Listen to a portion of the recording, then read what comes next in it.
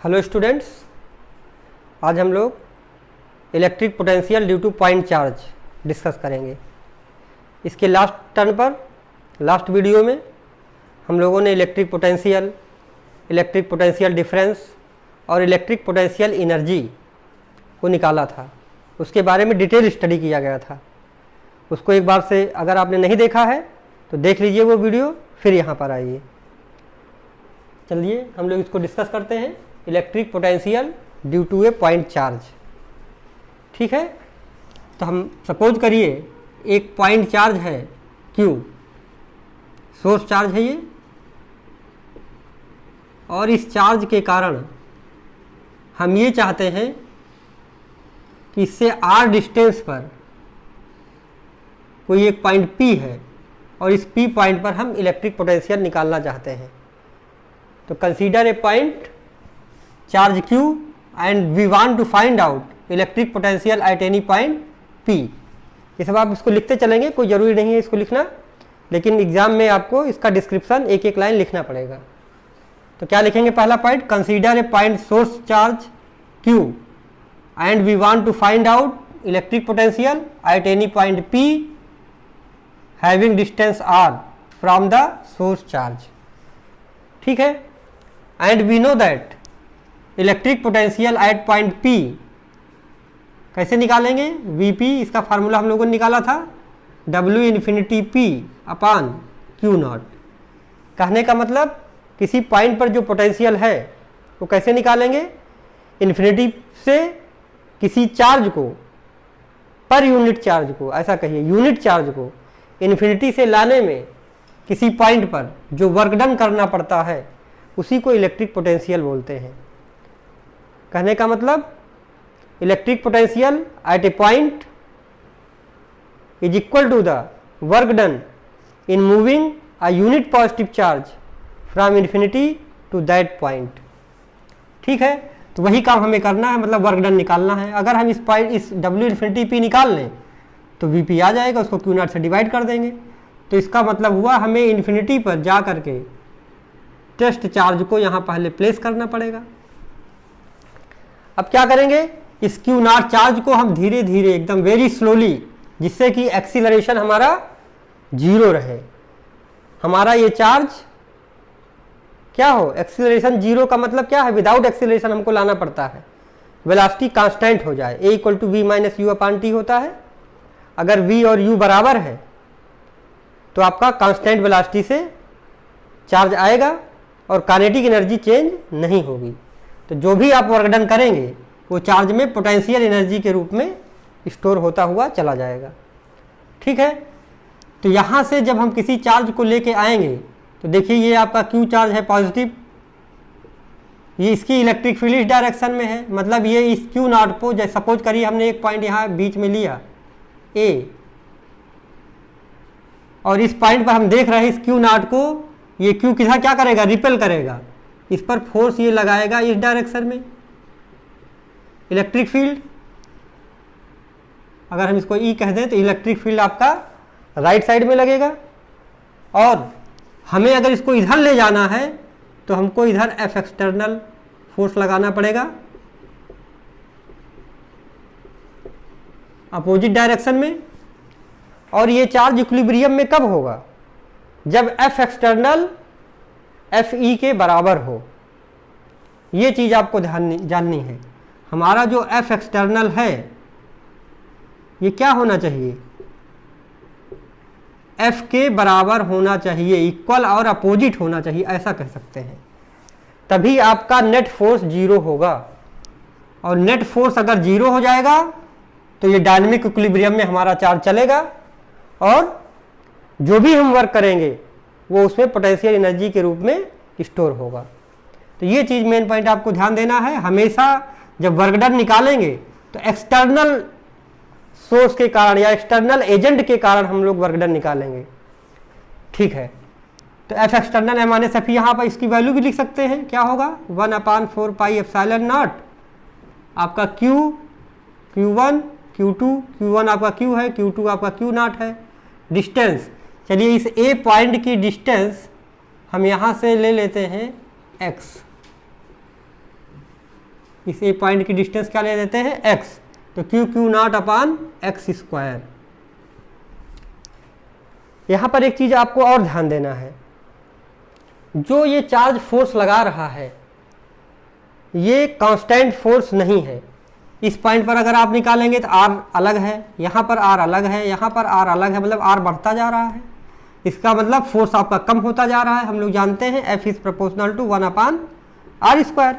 तो जैसे जैसे आप इधर जाएंगे फोर्स कम होता जाएगा, इधर आएंगे तो फोर्स बढ़ता जाए, r कम होगा तो फोर्स बढ़ेगा। कहने का मतलब वेरिएबल फोर्स है। तो वेरिएबल फोर्स के कारण अगर आपको वर्क डन निकालना है तो आप क्लास 11 में पढ़ चुके हैं, वेरिएबल फोर्स का वर्क डन हम लोग इंटीग्रल से निकालते हैं। पहले एक छोटा सा वर्क डन निकालेंगे जहां दो पॉइंट के बीच, क्यों निकालेंगे दो पॉइंट के बीच छोटा सा वर्क डन, क्योंकि उस दोनों पॉइंट पर हम फोर्स कांस्टेंट ट्रीट कर सकते हैं। अगर कोई दो पॉइंट बहुत करीब हैं, बहुत ही करीब हैं, एकदम ओवरलैपिंग की सिचुएशन में है, तो जो फोर्स इस पर लग रहा है वही फोर्स हम इस पर मान लेते हैं, ट्रीट कर लेते हैं। और फिर जो छोटा सा वर्क डन आता है dw, उसी को इंटीग्रेट कर देते हैं, dw सब जोड़ देते हैं तो टोटल वर्क डन हमारा आ जाता है। तो वही कॉन्सेप्ट यहाँ पर लगाना है। तो हमने मान लिया कि late us consider a point A having distance x from source charge q, और इस q नॉट चार्ज को, यहाँ पे जो q नॉट चार्ज है हमारा यहाँ से ले आ रहे हैं, इसको dx डिस्टेंस सपोज करिए हम इस B पॉइंट पर ले आए और यहाँ से यहाँ तक की डिस्टेंस हमारी है dx। ठीक है, ये A पॉइंट है, यहाँ से यहाँ तक की डिस्टेंस है dx, बहुत ही स्मॉल डिस्टेंस है। तो work done in moving the charge Q naught from A to B, ये हम अगर निकाल लें तो हमको स्मॉल वर्क डन मिल जाएगा। तो इसको हम लिखते हैं WAB। ये क्या है, work done in moving the charge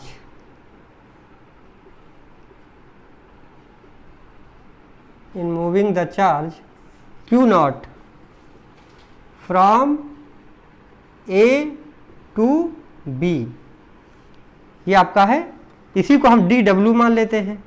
तो क्या होगा, ये फोर्स F एक्सटर्नल के कारण निकालना है और डॉट dx वेक्टर, हम जानते हैं फोर्स का वर्क डन का फार्मूला क्या है, फोर्स डॉट डिस्प्लेसमेंट। ठीक है, F external dot dx vector. अब यहाँ पर अगर इसको आप देखते हैं, इसको अगर आप सॉल्व करिए डॉट प्रोडक्ट, तो क्या होगा, ये F external dx cos theta. अब F एक्सटर्नल और dx के बीच कितना एंगल है, F एक्सटर्नल आपका किस डायरेक्शन में है, F एक्सटर्नल आपका इधर है, ये डायरेक्शन है F एक्सटर्नल की।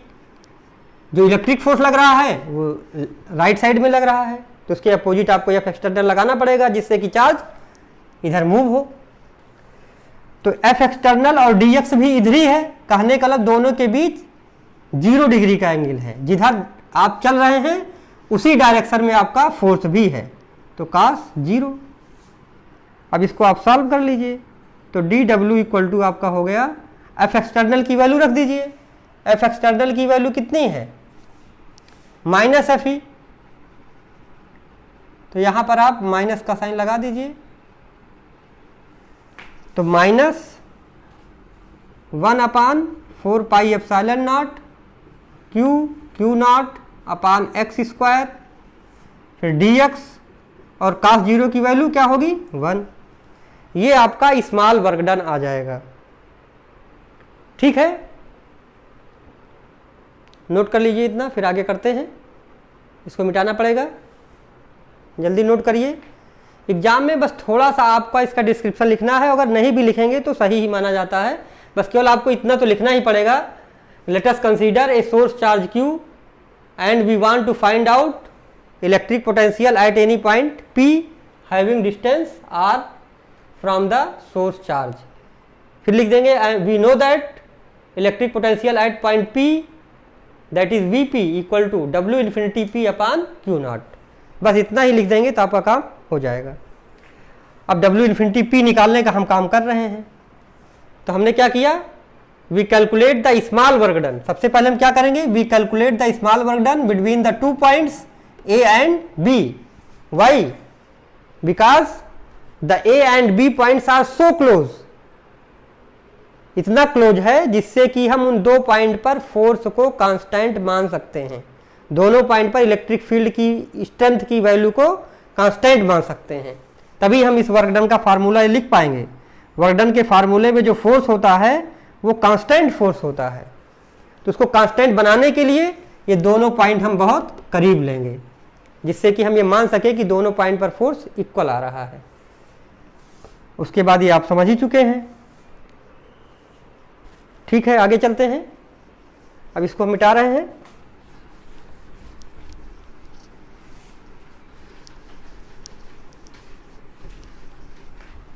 चलिए देखिए, अब हम लिखेंगे, अब तो डी डब्ल्यू हमने निकाल लिया, the total work done, the total work done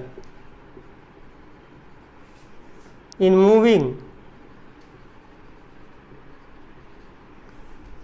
the charge. कौन सा चार्ज? यही test charge. The charge q naught from infinity to कहाँ तक? P तक। इन्फिनिटी टू P, यहाँ से जो ये डिस्टेंस है आपकी, यहाँ पर जो है ये डिस्टेंस क्या है? इन्फिनिटी है। यहाँ से ये जो हमने इन्फिनिटी पर लिया, इस डिस्टेंस इन्फिनिटी है। ये डिस्टेंस हमने r लिया है और ये डिस्टेंस x लिया है।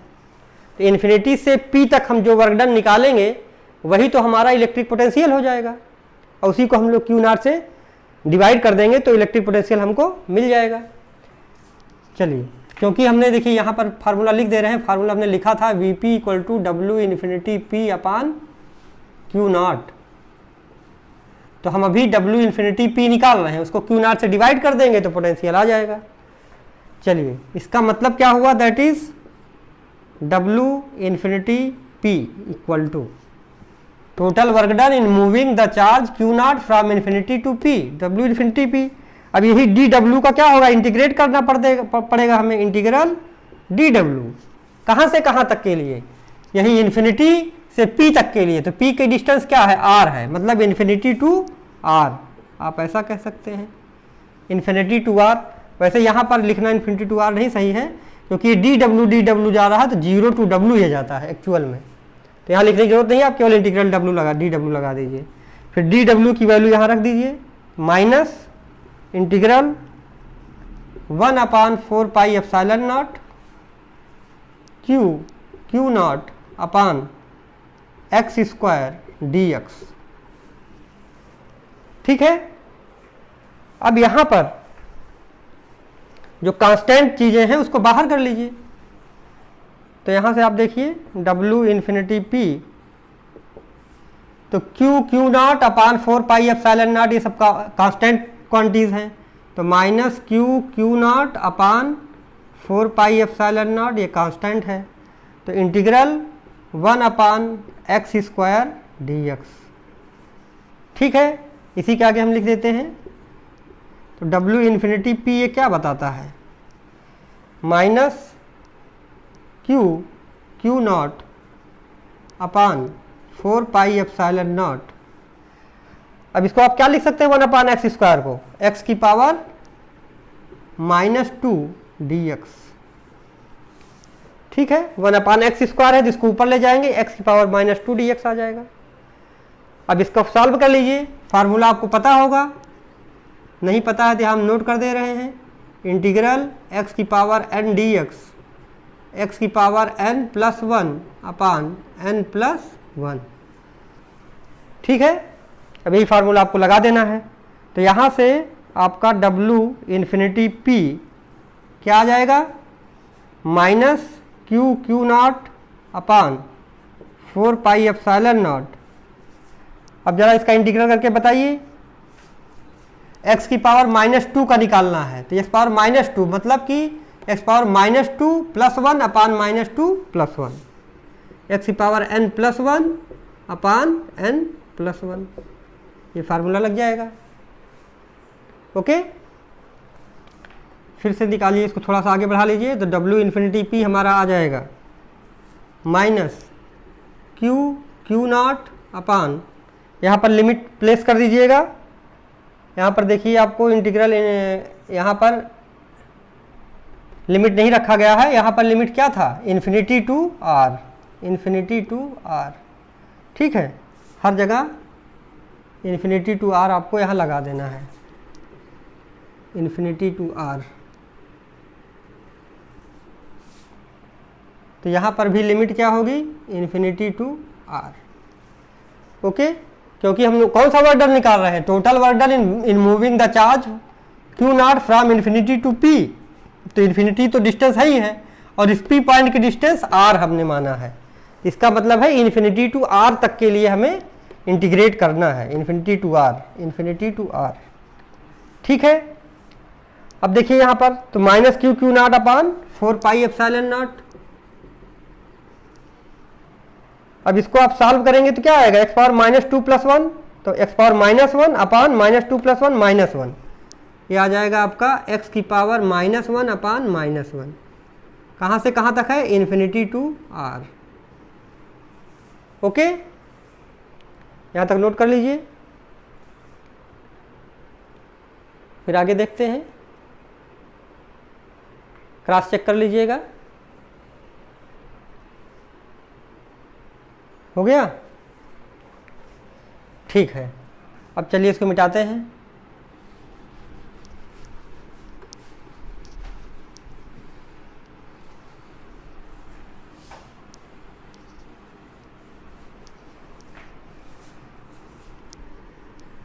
अब यहाँ से आप निकालिए, तो W infinity P equal to क्या आ जाएगा, माइनस, अब देखिए यहाँ से -1 है और यहाँ भी माइनस है, तो इसको बाहर ले लेंगे तो ये प्लस हो जाएगी क्वांटिटी, ये क्वांटिटी प्लस हो जाएगी। तो Q naught upon 4 pi epsilon naught, और x की पावर -1 है, x की पावर क्या है ये, -1। तो मतलब इसको हम लोग क्या लिख सकते हैं, 1 अपान एक्स और इन्फिनिटी टू आर। एक लाइन और बढ़ाइए, तो W इन्फिनिटी P, अच्छा यहीं से देख लीजिए, W infinity P upon q not he VP है। तो हमारा एम क्या है, W infinity P upon q not लाना। अब यहाँ देखिए W यहाँ पर क्यू नॉट है, तो इसको इधर ट्रांसफर कर लीजिए। तो W infinity P upon q naught equal to क्या बचेगा यहाँ पर, Q upon 4 pi epsilon naught, और यहाँ पर अब लिमिट रख दीजिए। एक बार x की जगह r रखना है, फिर माइनस x की जगह इन्फिनिटी, तो 1 अपान आर माइनस 1 अपान इन्फिनिटी। ऐसे ही करते हैं, ये तो आप बार बार किए हैं। ओके, ठीक है। अब इसी को सॉल्व कर लीजिए, आपका आंसर आ जाएगा। तो देखिए W infinity P upon q not, ये कौन सी क्वांटिटी है, यही है potential at any point P। तो ये हम लिख देंगे VP। तो VP इक्वल टू आ गया आपका Q अब इसको आप थोड़ा सा सॉल्व कर लीजिए, Q upon 4 pi epsilon naught. अब यहाँ देखिए 1 अपान R, 1 अपान इन्फिनिटी की वैल्यू क्या होगी, 0। किसी चीज़ को इन्फिनिटी से डिवाइड करते हैं तो 0 आता है। तो यहाँ पर आप इसको फाइनल आपका फार्मूला आ गया, VP इक्वल टू 1 अपान, अब देखिए इसको 1 अपान R से हम मल्टीप्लाई करेंगे, तो हम इसको एक साथ लिख दे रहे हैं, 1 अपान 4 पाई एप्सिलॉन नॉट आ जाएगा, और Q अपान R ऐसे कर दीजिए, Q अपान R। तो ये आपका electric potential at any point का फार्मूला बन गया। कोई ज़रूरी नहीं यहाँ P लिखें, इसी को जनरल फार्मूला हम लोग लिख देते हैं। तो electric potential at any point P को हम V मान लें अगर, तो V इक्वल टू आपका आ जाएगा 1 अपान 4 pi epsilon naught Q upon R। तो ये भी ऐसा भी लिख सकते हैं, ठीक है। तो आइए अब हम लोग इलेक्ट्रिक फील्ड और distance from the source charge, कोई पॉइंट है उसका सोर्स चार्ज से डिस्टेंस r है, इलेक्ट्रिक फील्ड और पोटेंशियल कंबाइंड एक हम लोग ग्राफ बनाते हैं। ये ग्राफ आपके एग्जाम में बहुत पूछा जाता है। जैसे कि हमें फार्मूला पता है, E जो होता है वो प्रोपोर्शनल टू 1/r² होता है, और जबकि V का फार्मूला भी हमने निकाला प्रोपोर्शनल टू 1/r। तो इलेक्ट्रिक फील्ड जल्दी जल्दी कम होता है, क्योंकि R बढ़ेगा तो r² के टर्म में बढ़ेगा, तो ये आपका डिनोमिनेटर बहुत ज़्यादा हो जाएगा। अगर R बढ़ता जाएगा डिनोमिनेटर बढ़ता जाएगा, स्क्वायर टाइम्स स्क्वायर बढ़ता जाएगा, तो ये जब डिनोमिनेटर बढ़ेगा तो E कम होता जाएगा। R उसकी तुलना में यहाँ पर R देखिए r² नहीं है, तो V क्या होगा, वो धीरे धीरे कम होगा। अब यहाँ ध्यान से देखिए, तो V का जो स्लोप है देखिए ऐसे बना हुआ ग्राफ, E स्टीपेस्ट है, ये थोड़ा तेज़ी से जाएगा, कम होगा। तो ये ग्राफ आपको याद पढ़ के बना लेना है, अपने दिमाग में सेट कर लीजिए, किसी भी तरह से याद भी कर सकते हैं, तो ये आपको पता होना चाहिए। नेक्स्ट टॉपिक है हमारा electric potential due to a system of charge. जैसे आप लोग सुपरपोजिशन प्रिंसिपल पढ़े थे, वहाँ पर इलेक्ट्रिक फील्ड के लिए, इलेक्ट्रिक फोर्स के लिए, सेम वैसे ही इलेक्ट्रिक पोटेंशियल के लिए, electric potential due to a system of charge, मतलब due to a group of charges. इसके लिए चलिए हम यहाँ एक फिगर बनाते हैं। सपोज करिए कोई एक चार्ज, हम 2 चार्ज के लिए बनाएंगे, उसके बाद उसको n के लिए बना लेंगे, ठीक है। तो Q1 है आपका एक चार्ज है आपका Q2, ठीक है। इसी तरह Qn भी है। हम मान लेते हैं कोई एक पॉइंट P है, इस P पॉइंट पर Q1, Q2, Qn, let us consider there are n charges Q1, Q2, Qn having position vectors r1 vector, r2 vector, rn vector, जैसा कि हम लोग अभी इलेक्ट्रिक फील्ड और फोर्स में कर चुके हैं, सेम वही चीज़ करना है यहाँ पर। तो 2 चार्ज हमने लिया Q1 और Q2, और इनके पोजीशन वेक्टर्स क्या है, r1 वेक्टर और r2 वेक्टर। ये आपका x एक्सिस है और ये y एक्सिस है, ठीक है। इसको इधर जेड भी बना सकते हैं, कोई दिक्कत नहीं है। तो let us consider there are multiple charges such as Q1, Q2, Qn having position vectors r1 vector, r2 vector, rn vector, and we want to find out, हम चाहते क्या हैं, we want to find out, ये main चीज होता है, इसको हमें लिखना ही है। We want to find out net electric potential, net electric potential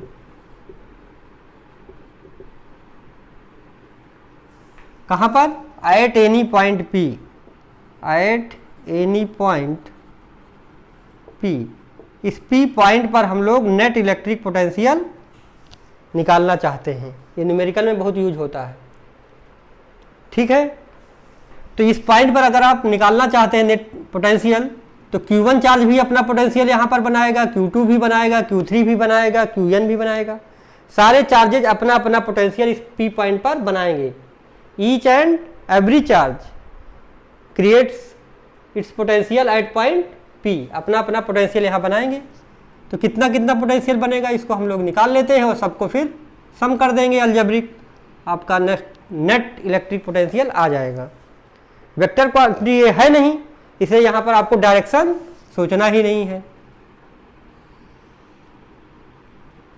कि पोटेंशियल की डायरेक्शन क्या होगी, ये तो हमें सोचना ही नहीं है, क्योंकि आपका इलेक्ट्रिक पोटेंशियल स्केलर क्वांटिटी है, ठीक है। अभी इसको भी आपको थोड़ा बताते, पहले इसको नोट कर लीजिए। ये हमको इसकी पोजीशन वेक्टर r वेक्टर ले लेते हैं, P पॉइंट का पोजीशन वेक्टर है r वेक्टर। इसको भी आप कोई पॉइंट मान सकते हैं, A पॉइंट, B पॉइंट मान लीजिए। nth चार्ज को हम यहाँ दिखा नहीं रहे हैं। तो electric potential due to charge Q1 at point P, चलिए यहाँ लिख देते हैं। तो V1, तो V1 की वैल्यू क्या आएगी, 1/4 पाई एप्सिलॉन नॉट Q1 अपान कहाँ से, यहाँ से P की डिस्टेंस, तो इनकी P की डिस्टेंस चलिए हम मान लेते हैं R1P है, 1 से P, R1P, ऐसे ही हमने इलेक्ट्रिक फील्ड में किया था, तो वही हम यहाँ पर भी कर देते हैं R1P। अगर ये R1 होता तो R1, यहाँ R1 वेक्टर माने इसलिए यहाँ R1 नहीं लेंगे, तो R1P। सिमिलरली V2 क्या हो जाएगा, 1/4 pi epsilon not Q2 upon R2P। इसी तरह से Vn 1/4πε0 Qn अपान RnP। अगर यहाँ पर NH चार्ज होता तो इसका पोजीशन वेक्टर Rn होता और यहाँ से ये डिस्टेंस Rnp होती। तो हमें नेट पोटेंशियल निकालना है, तो नेट पोटेंशियल क्या होगा V, तो V हमारा हो जाएगा net potential V1 plus V2 plus dot dot Vn, value रख दीजिए। तो V इक्वल टू हमारा आ जाएगा, अब देखिए हर जगह 1/4πε0 आपका कॉमन है तो कॉमन ले लीजिए। तो 1/4πε0 यहाँ आ जाएगा Q1/R1P plus Q2/R2P plus Qn/Rnp, ये आ जाएगा। चलिए इसको इधर मिटा देते हैं।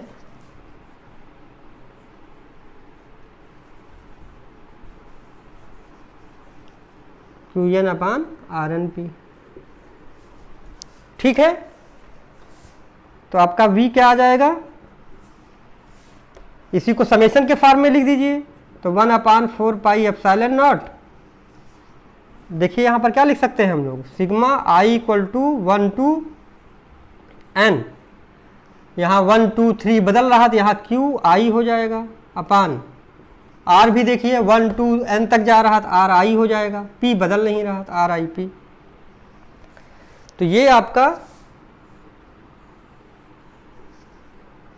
फाइनल फार्मूला आ गया, ठीक है। किस चीज़ का फार्मूला है, electric potential due to a system of charge, मतलब ग्रुप ऑफ चार्जेज, बहुत सारे चार्जेज है तो किसी पॉइंट पर आपको अगर पोटेंशियल निकालना है तो हर चार्ज के कारण उस पॉइंट पर पोटेंशियल निकाल लीजिए और उसका अलजेब्रिक सम कर दीजिए। अगर यहाँ एक चीज़ और आपको बहुत ध्यान देना है, अभी बता रहे हैं, इसी को आप अगर पोजीशन वेक्टर के फॉर्म में लिखना चाहें तो लिख दीजिए। देखिए अगर हम R1P जैसे था R1P तो क्या होता, अगर इसको पहले बहुत बताया जा चुका है आपको, R1 vector plus R1P vector equal to R vector. और अगर आपको R1P का मैग्नीट्यूड निकालना है तो क्या होगा, R vector minus R1 vector का मैग्नीट्यूड, ये चीज़ आपको पता होगी, ठीक है। इसको नोट कर लीजिए, फिर आगे थोड़ा एक लाइन लिखेंगे, यहाँ मिटा दे रहे हैं।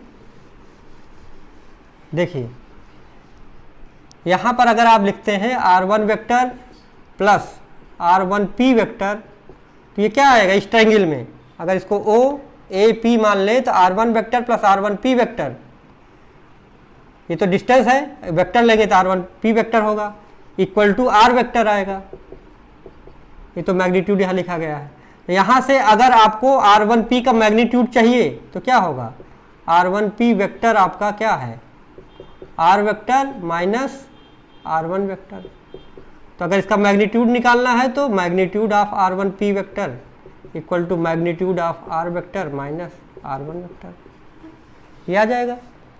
और इसी तरह अगर आपको RIP निकालना है, जहाँ से देखिए R1P था तो R vector minus R1 vector आया, R2P होगा, R2P होगा, ये R2P है यहाँ से यहाँ तक की डिस्टेंस, तो R2P होगा तो क्या आएगा, R vector minus R2 vector.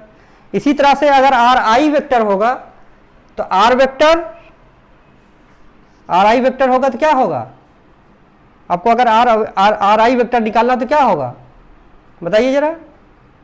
अगर आपको RIP की वैल्यू निकालनी है तो क्या करना पड़ेगा, R1P, देखिए R1P का मतलब क्या आया, R vector minus R1 vector, R vector minus R1 vector, R1P है तो R vector plus R1, R2 है तो R vector plus R2 vector, तो ये क्या आएगा R vector minus RI vector. तो अगर आपको यहाँ पर सीधे सीधे अगर लिखना है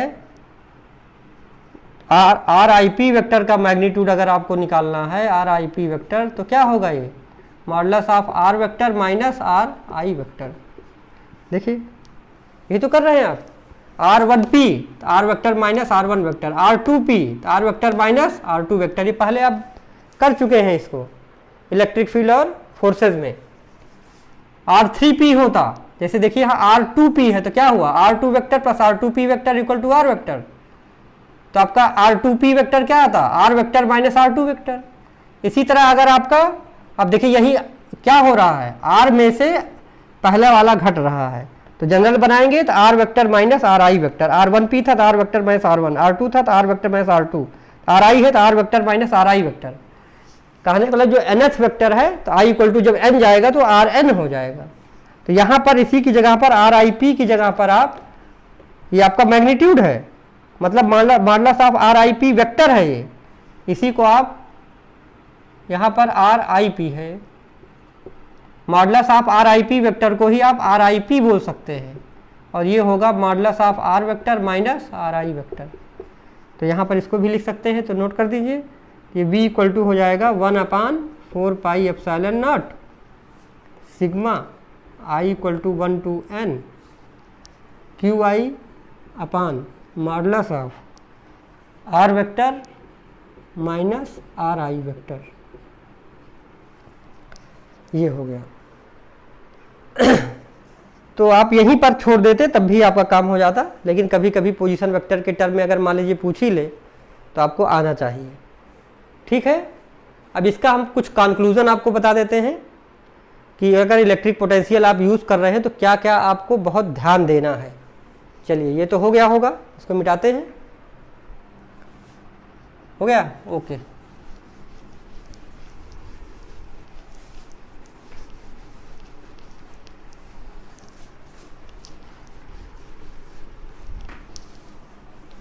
इसके लिए आपको एक चीज़ ये ध्यान देना है कि जो इलेक्ट्रिक पोटेंशियल है ये आपका स्केलर क्वांटिटी है।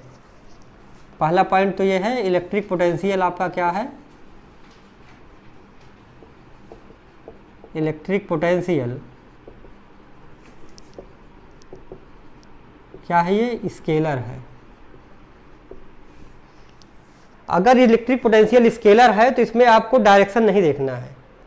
इसका मतलब पॉजिटिव चार्ज होगा तो पॉजिटिव पोटेंशियल बनाएगा और नेगेटिव चार्ज होगा तो नेगेटिव बनाएगा। कहने का मतलब positive charge creates positive potential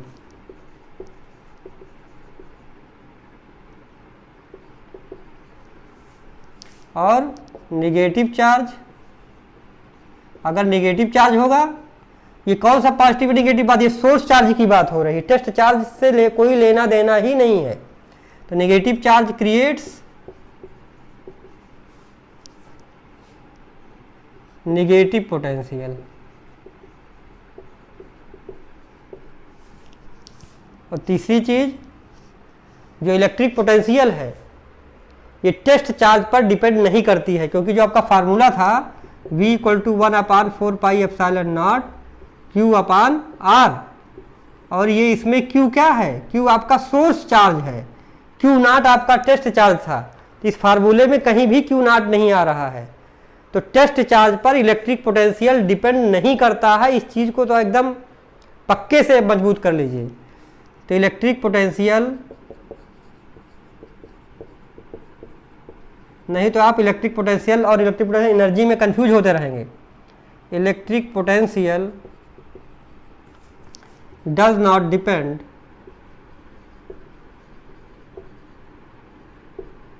on किस पर, टेस्ट चार्ज पर। ठीक है, ओके। तो आज इसको कर लीजिए। इस वीडियो में इतना ही। इस वीडियो में हम लोगों ने क्या पढ़ा, electric potential due to a point charge, और फिर electric potential due to a group of point charges. तो अगर ग्रुप ऑफ पॉइंट चार्जेज होंगे तो हर चार्ज अपना अपना पोटेंशियल बनाएंगे और उसको हम लोग सम कर लेंगे अलजेब्रिक। जो पॉजिटिव चार्ज होगा वो पॉजिटिव पोटेंशियल बनाएगा, नेगेटिव चार्ज होगा नेगेटिव पोटेंशियल बनाएगा, उसकी साइन के साथ, उसकी साइन के साथ हम लोग रखेंगे। फोर्स वाले में अभी तक हम लोगों ने इलेक्ट्रिक फील्ड जब फोर्स का फार्मूला लगाते थे तो वहाँ पर साइन के साथ नहीं रखते थे, लेकिन पोटेंशियल का जब फार्मूला लगाएंगे तो साइन के साथ लगाएंगे। न्यूमेरिकल कराएंगे तो हम बताएंगे आपको हम। ठीक है, तो इतना नोट कर लीजिए। Okay, thank you.